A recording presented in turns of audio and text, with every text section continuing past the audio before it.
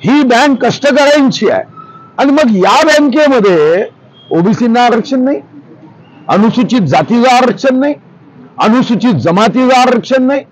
अरे आमच्या लाडक्या बहिणींनी आमचं सरकार आणलं, आमच्या लाडक्या बहिणींनाही आरक्षण नाही.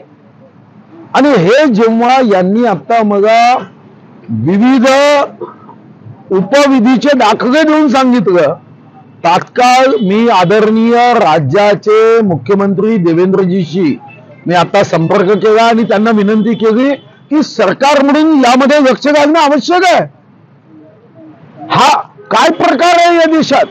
संविधानाच्या अमृत महोत्सवी वर्षात संविधानाने ज्या वंचित शोषित समाजाला आरक्षण दिलं, तुम्ही त्याच्यावरच आक्रमण करताय.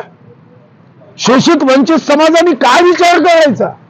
आणि अशा चंद्रपूरमध्ये, ज्या चंद्रपूरमध्ये 15 व 16 ऑक्टोबर 1956 स्वतः विश्वरत्न भारतरत्न महामानव डॉक्टर बाबासाहेब आंबेडकर हे स्वतः या दीक्षाभूमीवर आलेत आणि हात उंचावून दीक्षा देताना सांगितलं की या चंद्रपूरच्या भूमीमध्ये शोषित वंचितांवर अन्याय होता कामा नये, यासाठी दीक्षा दिली आहे. त्या चंद्रपूर जिल्ह्यात जर अनुसूचित जातीवर अशा पद्धतीने अन्याय होत असेल तर निश्चितपणे अतिशय गंभीर बाब आहे. खरं तर या जातीच्या संदर्भातला अत्याचार प्रतिबंधक कायदा, अॅट्रॉसिटी कायदा लागतोच.